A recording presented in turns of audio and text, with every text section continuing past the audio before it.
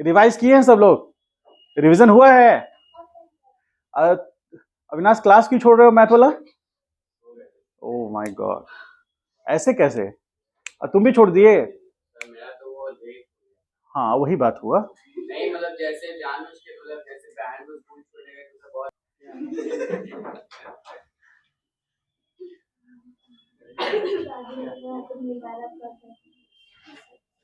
चलिए, work done by spring force में हम क्या देखे थे?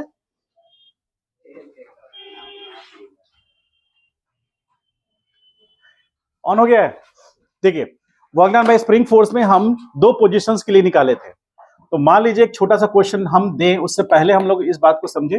Work done A to B, या फिर यदि ब्लॉक किस पोजीशन से, मान लीजिए पोजीशन ए है, यहां से ब्लॉक बी पे गया, ये पोजीशन बी है, और स्प्रिंग सिस्टम यहां है मान लीजिए, ठीक है? पोजीशन ए और पोजीशन बी, ये आपका मीन पोजीशन है उसका, और ये पोजीशन यहां से एक्स बराबर सपोज 10 मीटर है, 10 मीटर है, ठीक है? स्प्रिंग फोर्स में के दिया हुआ है आपको, के बराबर 100, अभी लिखिएगा नहीं, सिर्फ देखिए यहां पर 100 न्यूटन पर मीटर के का वैल्यू हुआ। आपसे पूछ रहा है कि work done A to B बताना है, तो -12 के एक्स स्क्वायर याद है? तो एक्स स्क्वायर ये कब अप्लीकेबल है, ये फॉर्मूला कब अप्लीकेबल है? बोलिए। ये फॉर्मूला तब पॉसिबल है या अप्लीकेबल है जब x1 क्या है और x2 को हम क्या मान रहे हैं, यानी कि पार्टिकल का इनिशियल पोजीशन उसका मीन पोजीशन है। ऐसा नहीं है कि पार्टिकल मीन पोजीशन से कुछ आगे निकला हुआ है और वो उसका इनिशियल पोजीशन है, नहीं, उस इनिशियल पोजीशन होगा तो वहां x1 जीरो नहीं होगा।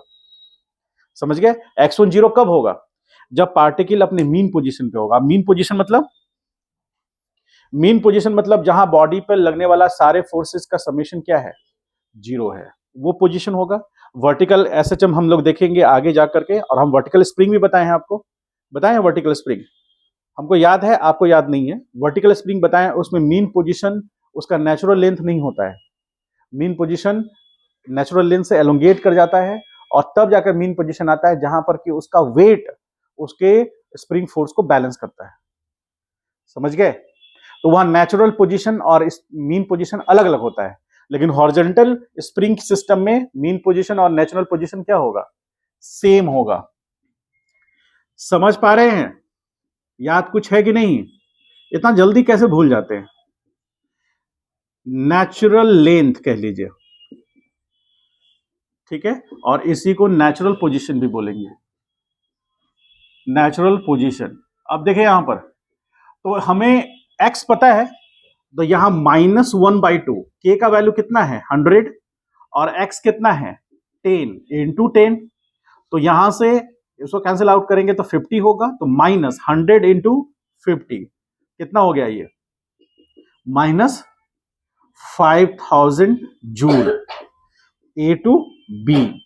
अच्छा, आप एक चीज बता सकते हैं कि ये जो फोर्स लगा, ये जो वर्क निकला है, ये वर्क किसके कारण है? एक्सटर्नल एक्सटर्नल फोर्स है या स्प्रिंग फोर्स है? यहां पर एक्सटर्नल ही फोर्स है, स्प्रिंग, क्योंकि हमारा ब्लॉक ही सिस्टम है ना, स्प्रिंग ब्लॉक सिस्टम तो है नहीं हमारा, सिर्फ ये ब्लॉक जो भी है वो हमारा सिस्टम है, तो उस पर लगने वाला फोर्स, तो यहां पर उस पर लगने वाला फोर्स क्या है, स्प्रिंग फोर्स है, जो कि एक्सटर्नल फोर्स है उसके लिए, ठीक है? तो यहां पर जो भी फोर्स लग रहा है स्प्रिंग फोर्स लग रहा है, क्योंकि mg और उसका नॉर्मल तो बैलेंस हो रहा है, तो जो भी नेट फोर्स लग रहा है वो स्प्रिंग फोर्स लग रहा है, उसके कारण वर्क डिस्प्लेसमेंट हो रहा है, इसलिए जो वर्क निकल के आ रहा है वो किसके कारण आ रहा है, स्प्रिंग फोर्स के कारण। और ये नेगेटिव होने का मीनिंग क्या है? सबसे पहले तो ये है work done, work done by spring force, spring force, ठीक है? और ये माइनस क्या इंडिकेट कर रहा है, नेगेटिव क्या इंडिकेट कर रहा है? Negative sign indicates, negative sign indicates क्या कर रहा है, indicate the work done, work is done against the spring force, ठीक है? स्प्रिंग फोर्स जिधर लग रहा है उसके अपोजिट डायरेक्शन में वर्क हो रहा है। डायरेक्शन वर्क का होता नहीं है, बस ये समझिए कि स्प्रिंग फोर्स जो लग रहा है वो नेगेटिव एक्स में हो रहा है और बॉडी का डिस्प्लेसमेंट पॉजिटिव एक्स में हो रहा है। तो डिस्प्लेसमेंट के अपोजिट फोर्स लग रहा है, इसीलिए यहां पर उस फोर्स के कारण जो वर्क हो रहा है वो नेगेटिव हो रहा है। तो वर्क नेगेटिव हो सकता है, जीरो भी हो सकता है और पॉजिटिव हो सकता है। नेगेटिव कब होगा? जब फोर्स जिस बॉडी पे लग रहा है उसका डायरेक्शन उसके डिस्प्लेसमेंट के डायरेक्शन के अपोजिट होगा। पॉजिटिव कब होगा? जब वही फोर्स उसके डिस्प्लेसमेंट के डायरेक्शन में हो जाएगा तो होगा। जीरो कब होगा? जब बॉडी का या तो डिस्प्लेसमेंट जीरो है या लगने वाला फोर्स जीरो है या फोर्स और डिस्प्लेसमेंट के बीच का एंगल 90 डिग्री है। ये तीन कंडीशन है जो आपको याद रखना है, इस पर बहुत सारे क्वेश्चन बनेंगे। ठीक है, एक छोटा सा क्वेश्चन देखते हैं हम लोग।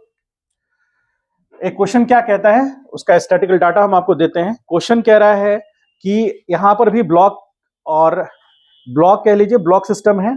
अब इसमें एक ऐसा पोजीशन है जहां पर दो अलग अलग डिस्प्लेसमेंट्स हो रहे हैं, उसको हम बताते हैं आपको। जैसे एग्जांपल ले लेते हैं, देखिए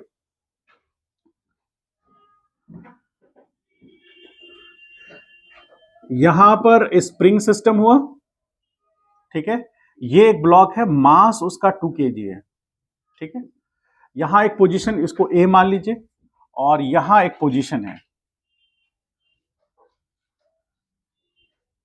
ये पोजीशन, ये पोजीशन, और ये इसको ए मान लीजिए, इस पोजीशन को बी मान लेते हैं।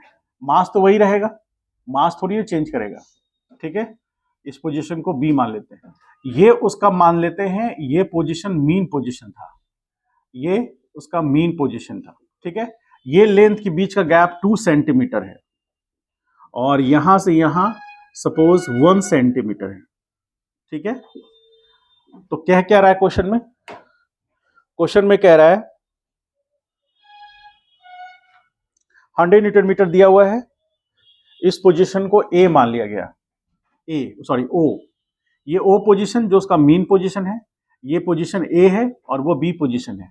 तो आपसे कह रहा है कि वर्क डन फाइंड, तो वर्क डन कहां से कहां? ओ से ए निकालना है, फिर वर्क डन निकालना है ओ से बी, वर्क डन निकालना है ए से बी, वर्क डन निकालना है ओ से B.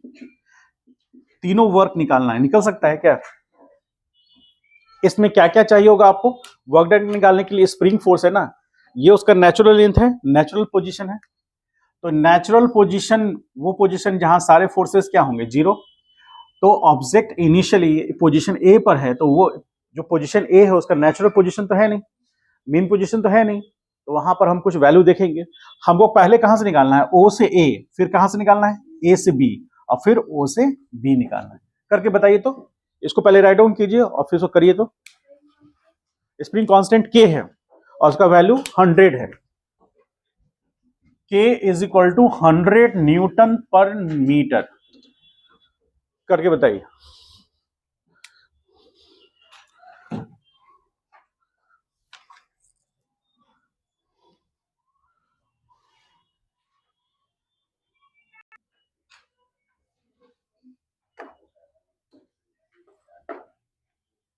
Work done by dot product,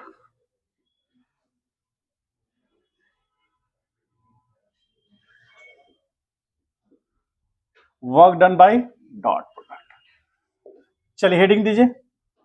dot product आपको पता है, याद है, डॉट प्रोडक्ट आप जानते भी हैं, समझ गए। अभी हम लोग 3 डायमेंशनल वर्क की बात करेंगे। मान लीजिए 3 डायमेंशनल फोर्स लग रहा है, किसी बॉडी पे लगने वाला 3 डायमेंशनल फोर्स कैसा होगा? मतलब उस बॉडी पे लगने वाला फोर्स 3 अलग अलग एक्सिसेस में होगा। यदि 2 डायमेंशन की बात करें तो कोई 2 एक्सिस में लगने वाला होगा। समझ पा रहे हैं इस बात को? तो अब यदि हम बात करें 3 dimension force, dot product 3 dimension के लिए लेके चलेंगे, फिर उसको हम यूनिडायरेक्शनल कर लेंगे।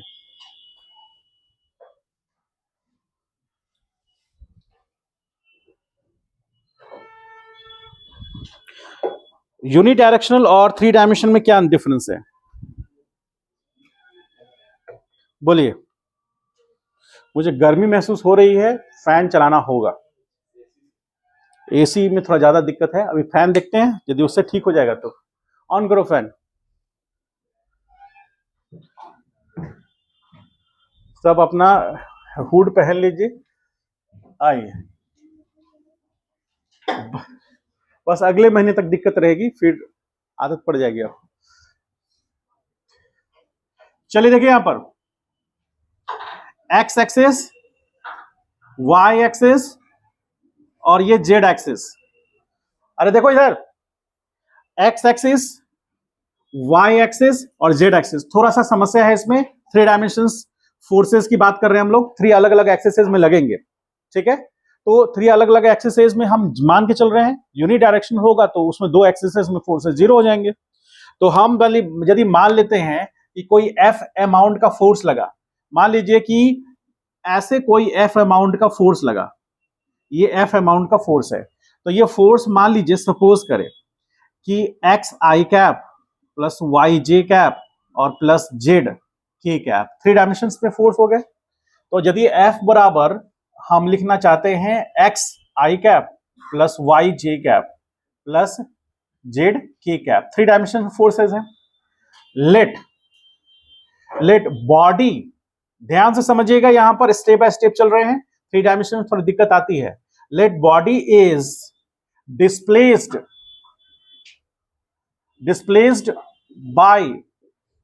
by small elemental displacement dx, छोटा सा dr, छोटा सा स्मॉल एलिमेंटल डिस्प्लेसमेंट हुआ। किसके कारण हुआ? 3 डायमेंशन फोर्स के कारण। तो 3 डायमेंशन फोर्स है, आपको ये फील हो सकता है क्या कि 3 डायमेंशनल फोर्स 3 अलग अलग एक्सेसेस में लगे हैं, तो डिस्प्लेसमेंट भी 3 अलग अलग एक्सेसेस में होगा कि नहीं होगा? फोर्स लगा है और डिस्प्लेसमेंट हो रहा है, इसका मतलब 3 अलग अलग एक्सेसेस में फोर्स है, तो 3 अलग अलग एक्सेस में डिस्प्लेसमेंट भी होगा। तो हम क्या dr को कैसे लिख सकते हैं? तो dr को क्या हम ऐसे लिख सकते हैं, dx i cap dy j cap plus dz k cap, क्योंकि एक्स एक्सिस में लिया गया यूनिट वेक्टर क्या होगा, आई कैप, वाई एक्सिस में लिया गया यूनिट वेक्टर जे कैप और जेड एक्सिस में लिया गया यूनिट वेक्टर के कैप। तो ये तीनों चीजें तो आपको पता है, आपको दिख रहा है ये X Y X Z plane में, लेकिन बेसिकली ये 3 डायमेंशन प्लेन में है। तो इसमें तीनों अलग अलग डायरेक्शंस में एंगल बनेगा। यदि बॉडी पर फोर्स लग रहा है और डिस्प्लेसमेंट हो रहा है, यदि छोटा सा डिस्प्लेसमेंट हो रहा है, तो ये एक्स एक्सिस में लगने वाला फोर्स है, उसके करस्पॉन्डिंग डिस्प्लेसमेंट क्या हो रहा है, dx। ये वाई एक्सिस में लगने वाला फोर्स है, उसके करस्पॉन्डिंग डिस्प्लेसमेंट जो हो रहा है वो dy। ये जेड एक्सिस में लगने वाला फोर्स है, उसके करस्पॉन्डिंग डिस्प्लेसमेंट जो हो रहा है वो dz। ये स्मॉल एलिमेंटल डिस्प्लेसमेंट है पार्टिकल का 3 डायमेंशंस में, ठीक है। यदि मान लीजिए कि डिस्प्लेसमेंट सिर्फ एक्स एक्सिस में हो रहा है, जैसे इससे पहले हम लोग देखे थे, तो उसमें जेड और वाई क्या हो जाएगा, 0 हो जाएगा। तो हम कहेंगे कि work done is been done in unidirectional, और वो कौन सा है, एक्स एक्सिस। समझ गए? अभी हम लोग बात कर रहे हैं 3 डायमेंशंस में। तो अब हम लोग बात करेंगे small elemental work done. Now small elemental work is done on the system due to a small displacement, कौन सा, dr, ठीक है। तो कौन सा होगा, dw। तो dw is equal to F dot dr लिख सकते हैं क्या? ध्यान से देखिएगा, ये आगे आपको बहुत यूज होगा मैग्नेटिज्म में, 12 के मैग्नेटिज्म में, 12 के इलेक्ट्रोस्टैट में, ये सारा टॉपिक्स फिर से रिवाइज होगा। तो यदि आपको ये बेसिक्स क्लियर होंगे तो वहां हेल्प मिलेगा, वहां कोई दिक्कत नहीं आएगी। तो यदि इसका 11th अच्छा है, उसका 12th भी अच्छा होता है। लेकिन यदि किसी का 11th अच्छा नहीं है और वो पूरी तरह से लगा पड़ा है कि मेरा सीधे इस बार बोर्ड में 92 93 से मेरा काम नहीं चलने वाला है, 98.7% आ जाए, तो आपको पहले 11 ठीक करना पड़ेगा, आपने उस लूप हॉल्स को ठीक करना पड़ेगा। अदरवाइज किसी कीमत पर, मतलब किसी भी कीमत पर, इसका सीधे सीधे मतलब है किसी भी कीमत पर आपका 98.7% नहीं आएगा। ठीक है, 60% आ जाएगा, 70% आ जाएगा। यदि आपके सामने वाला अच्छा है तो 70 से ऊपर भी आ सकता है, लेकिन 90 से ऊपर तभी आएगा जब आपका 11 का पोर्शन बढ़िया है। समझ गए? तो इसीलिए आपको 11th को बढ़िया करना ही पड़ेगा किसी भी हालत में। अब आइए ये वाला रिलेशन को हम समझते हैं। तो यहां डॉट प्रोडक्ट यूज हो रहा है, हमको पता है किसी बॉडी पे लगेगा फोर्स तो डिस्प्लेसमेंट होगा, और वो यदि डिस्प्लेसमेंट हो रहा है तो वर्क होगा। तो स्मॉल एलिमेंटल वर्क की बात हो रही है, तो D W is equal to F X I, F X कह सकते हैं इसको। यहां पर जो ये रिलेशन है, इस रिलेशन को हम एक और तरीके से लिख सकते हैं क्या? कौन तरीके से लिख सकते हैं इस रिलेशन को? क्या हम ऐसे लिख सकते हैं, F is equal to F X I cap plus F Y J cap plus F Z K cap, ऐसे लिख सकते हैं? लिख सकते हैं इस तरह से। अब ये रिलेशन में एफ एक्स फोर्स है एक्स एक्सिस में, एफ वाई वाई एक्सिस में फोर्स है, और एफ जेड जेड एक्सिस में फोर्स है। तो यदि हमको यहां लिखना हो तो एफ एक्स डी एक्स, अब इन दोनों के बीच में क्या, इन दोनों के बीच में कितने का एंगल होगा? Plus D Y plus D Z, ठीक है।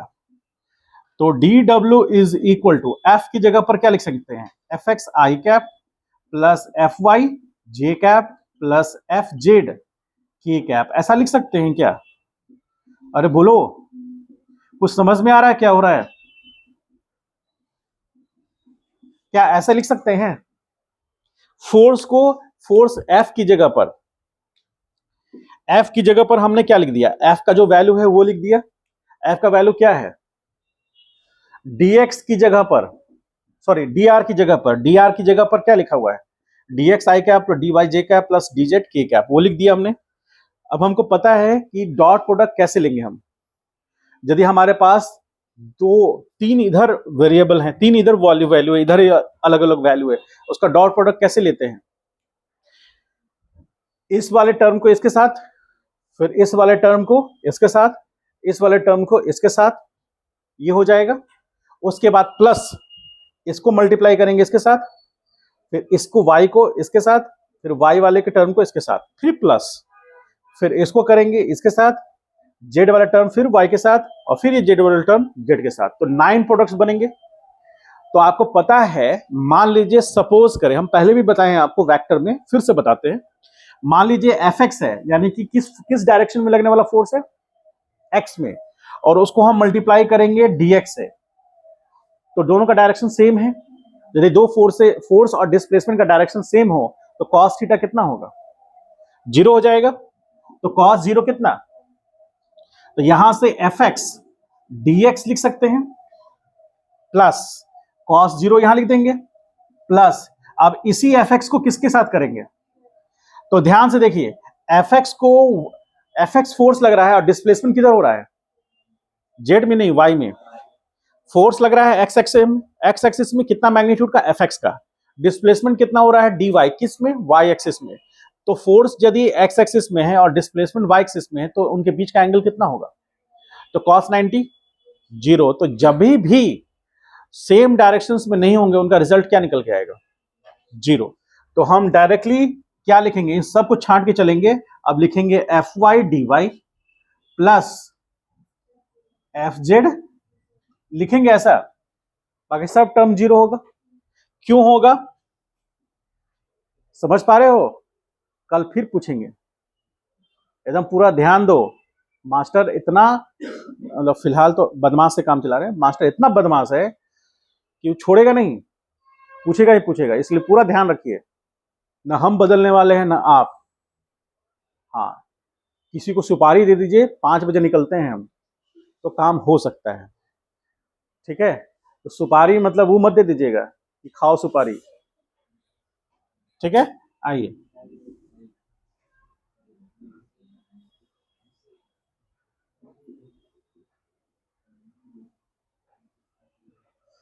चलिए, ये रिजल्ट आया, इससे आप संतुष्ट हैं, समझ में आ रहा है कुछ? यदि जिस जिस किसी का इंटीग्रेशन थोड़ा सा भी या फिर मतलब छोटा सा एलिमेंट्स को हम कैसे मल्टीप्लाई करते हैं, सब्ट्रैक्ट करते हैं, या फिर कैसे हम उसका इंटीग्रेशन लेते हैं, यदि ये सब चीजें मैथमेटिकल फिजिक्स में हम बता चुके हैं, ऐसा नहीं कि किसी पर मैंने छोड़ा है, मैंने खुद बताया है, और यदि उसके बावजूद भी यहाँ नहीं समझ में आ रहा है तो आपको यहाँ इसका बेस कहाँ नजर आएगा?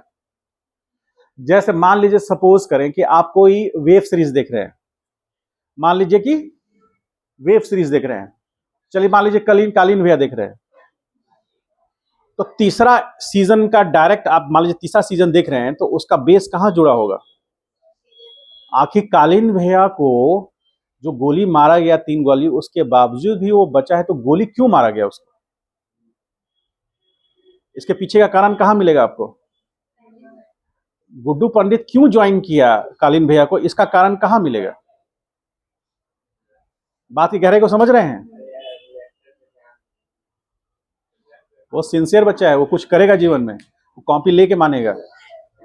आइए, हमको धमका रहा है, वो लोग वेक्टर पे ध्यान।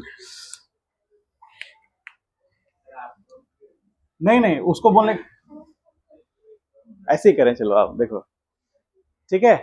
मतलब मेरे कहने का मतलब ये कि मेरा कहां समय जा रहा है वो तो आपको अंदाजा लग गया, आपका कहां समय जा रहा है वो आप देखिए।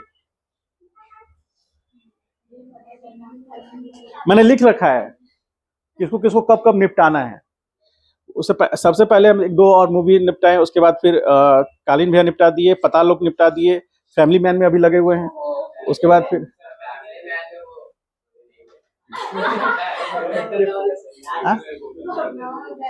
ताकि हम आपसे डिस्कशन कर सकें, कुछ विषय पे तो डिस्कशन हो।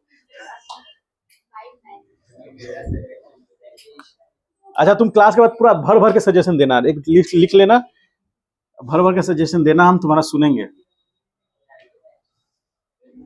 यदि आप चाहते हैं कि कोई पर्टिकुलर फिल्म या वेब सीरीज देखें तो आप हमको डाउनलोड करके दे दीजिए। आइए इधर, हम फिर आप खोजने नहीं जाएंगे, बस तो तुम्हारा मेरे सबसे प्रिय अरे सुनो, ये इसका मेरा प्रिय स्टूडेंट बनने के सारे लक्षण हैं इसके अंदर। तुम सीधा हो, एंगल चेंज कर रहे हो तुम। आज तक तुम तो नहीं दे पाए, बेचारा वो देने की कोशिश कर रहा है, तो तुमको जलन हो रहा है। आज तक कोई लिंक भेजा है हमको? ये बेचारा बोला हमको। हाँ, अच्छा, कहीं एंगेजमेंट का रिकॉर्डिंग मत भेज देना। देखिए, ऐसे देखिए, ये एंगेजमेंट हो रहा है, हमको कोई इंटरेस्ट नहीं है। तुम्हारे भैया है तो हम क्या करें इंटरेस्ट?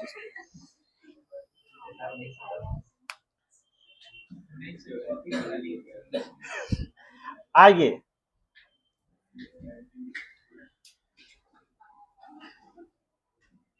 आज हमको कंप्लीट कर देना है 3rd सीजन उसका, फैमिली मैन।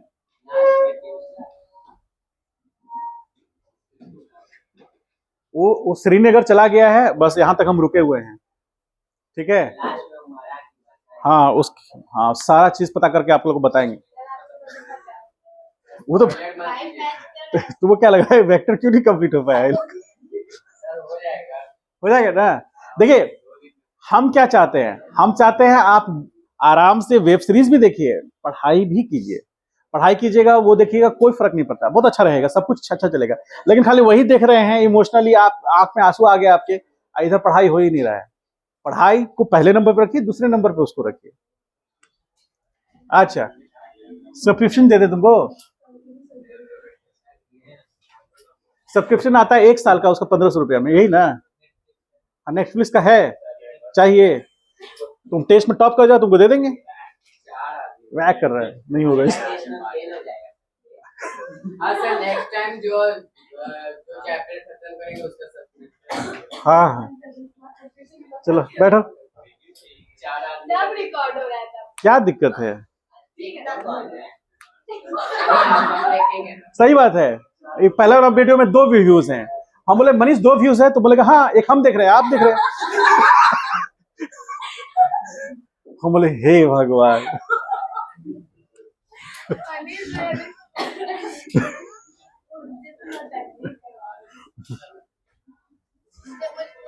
मनीषा का कहना है कि बिरयानी जब तक नहीं बनेगा व्यूज नहीं बढ़ेगा। खुद के लिए बिरयानी बोलता है। चलिए आइए, अब ये तो छोटा सा एलिमेंटल वर्क है, ध्यान दीजिए यहाँ पर। वहां से इतना कहानी लेके आए हैं यहाँ तक, ठीक है। अरे फिर माहौल माहौल मत बनाओ, कुछ में ग्लास निकालोगे बोलोगे चीयर्स, चेंज कर। वो चैप्टर का ही डिस्कस कर। तो अभी मत करो ना, 2 बजे तक रुकते हैं भाई, उसमें खर्चा लेना। 2 बजे तक। हाँ ठीक बोल रहा है, रुकोगे? नहीं सर, वो आना रहता है। ओहो, जिम्मेदारी से कंट्रोल कर। वो फिल्म देखे हो क्या? सर आ जाएंगे। देखिए यहाँ पर ये स्मॉल एलिमेंटल वर्क है, ये कंप्लीट वर्क तो है नहीं, छोटा सा एलिमेंटल डिस्प्लेसमेंट के कारण वर्क है। क्योंकि डिस्प्लेसमेंट बहुत छोटा हुआ है इसलिए वर्क भी क्या है, बहुत छोटा है। अब हम क्या करेंगे, इंटीग्रेट करेंगे, तब तो हमको टोटल वर्क मिलेगा। तो यदि फॉर कंप्लीट वर्क, ध्यान से देखिए, अभी लिखो मत, for complete work, complete work के लिए हम क्या करेंगे, डब्ल्यू टी यदि इसको लिखना है तो इंटीग्रेशन डी डब्ल्यू। अब यहां पर इंटीग्रेशन किसका होगा, एफ एक्स डी एक्स का, plus F Y integration D y, और plus integration F Z D z होगा। अब तीनों साइड का इंटीग्रेशन करेंगे, तीनों का इंटीग्रेशन करेंगे तो हमको total amount of work ex axis में कितना हुआ, वाई एक्सिस में कितना हुआ और जेड एक्सिस में कितना हुआ वो निकलेगा। तो मान लीजिए कि डिस्प्लेसमेंट हम जो ये इंटीग्रेशन कर रहे हैं ये टोटल कर रहे हैं, टोटल वर्क निकालने के लिए। तो W T is equal to integration F x D X plus integration F Y D Y plus integration F Z D Z, ठीक है। अब ये निकला। अब यदि यहां पर हमको एक कंडीशन देखना है कि यदि जो एक्सटर्नल फोर्स है वो कांस्टेंट है, इफ एफ इज कांस्टेंट, तो एक्सटर्नल फोर्स कांस्टेंट कब होगा, जब उसका एक्स कंपोनेंट, वाई कंपोनेंट और जेड कंपोनेंट तीनों ही कांस्टेंट होगा। मान लीजिए फोर्स कुछ इस तरह से लिखा हुआ है, force F is equal to 3i cap plus 4j cap plus K या फिर जेड के कैप, मान लीजिए ऐसा लिखा हुआ है, तो ये कांस्टेंट फोर्स है या वेरिएबल है? इज इट कांस्टेंट फोर्स और वेरिएबल फोर्स? हाँ, जेड के कारण ये वेरिएबल है। यदि ऐसा हुआ तो ये फोर्स कैसा हो जाएगा, वेरिएबल फोर्स हो जाएगा। तो हम इंटीग्रेशन से फोर्स को बाहर नहीं कर सकते, लेकिन यदि कांस्टेंट है तो हम बाहर कर सकते हैं। If force is constant, example कैसा, f is equal to 3i cap minus 2j cap plus minus k cap, ऐसा है तो फोर्स कांस्टेंट है, इंटीग्रेशन से बाहर कर सकते हैं। तो कैसा होगा, W T is equal to F X integration D X plus F Y integration D Y plus F Z integration D Z. अब इसको इंटीग्रेट करेंगे जो लिमिटिंग वैल्यू होगा उसके लिए। अब मान लीजिए फोर्स कांस्टेंट नहीं है, तब क्या होगा, इफ एफ इज वेरिएबल, तो वेरिएबल होगा तो हम एज इट इज लिख देंगे, work total is equal to integration F X, या फिर variable and F is function of X Y and Z. यदि फोर्स किसका फंक्शन है, एक्स वाई जेड तीनों का है फंक्शन, तीनों के चेंज होने से चेंज हो सकता है, तब हम क्या करेंगे, तब हम F x D X plus F Y D Y plus F Z D Z करेंगे और उसके वेरिएबल के टर्म में उसको लिख करके इंटीग्रेट करेंगे, जो हम लोग क्वेश्चन में समझेंगे। अब यदि मान लीजिए कि जेड एक्सिस में फोर्स 0 है, वाई एक्सिस में फोर्स 0 है, तो सिर्फ एक्स एक्सिस में होगा वर्क, और यदि तीनों डायरेक्शन में, तो तीनों डायरेक्शन में वर्क मिलेगा हमको, और सबको ऐड करेंगे तो टोटल अमाउंट ऑफ वर्क होगा। समझ गए? इसको राइट डाउन कीजिए, कंप्लीट कीजिए, फिर क्वेश्चंस करेंगे इस पर।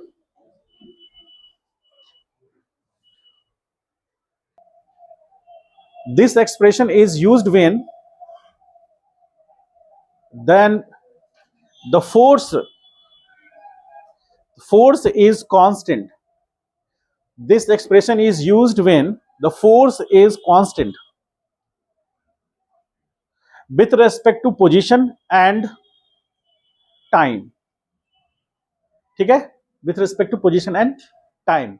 इक्वेशन नंबर 5 इज एप्लीकेबल, अगले पॉइंट में लिखिए, equation number 5 is applicable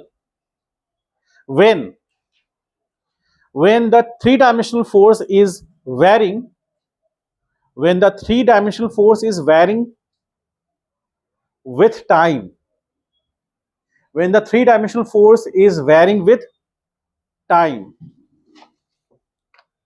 when three-dimensional force is varying with time। आप लोग होमवर्क लिख लीजिए, सीट है सबके पास, है ना, मॉड्यूल सीट है ना आपके पास, होमवर्क लिखिए। क्वेश्चन नंबर 1 से लेकर 8 तक ये बना देना है, और 9 से लेकर 19 तक, यहां ये डॉट प्रोडक्ट का है, इसको लिख लीजिए, और ये वर्क का है। यदि आपने डॉट प्रोडक्ट ये समझ लिया तो ये 1 से 8 बन जाएगा, नहीं बनेगा हम लोग डिस्कस कर लेंगे, लेकिन आपका बना हुआ होना चाहिए, कोशिश होना चाहिए। सब लोग समझ लीजिए इस बात को, आपका कॉपी पर बनाया गया कोशिश होना चाहिए कि हम सर इतना किए, बस यहां पर हम रुक गए, यहां हमसे नहीं बना। सीधे बोलेगा कि सर नंबर दे दिए हैं क्वेश्चन नंबर 6 लेकिन खाली बना नहीं, तो इससे काम नहीं चलेगा, खड़ा कर देंगे। तो 1 से 8 वैसे बन जाएगा, और 9 से 19 तक आपका वर्क का जो बेसिक फार्मूला है उससे बनेगा। ठीक है, इतना करके कल आइएगा। ठीक है, 10-12 क्वेश्चन, इतने क्वेश्चंस जो हैं, कितना हो गया 8 और इधर 10 हो गया, लगभग 10 से 11 जो भी हो, टोटल 20 क्वेश्चन है। आराम से 2-2 मिनट 4-4 मिनट लगेगा, आराम से करके आइए, कॉपी पर लिख करके बना के आइएगा। समझ गए सब लोग? जय, वो भी जीवीएम की संपत्ति है।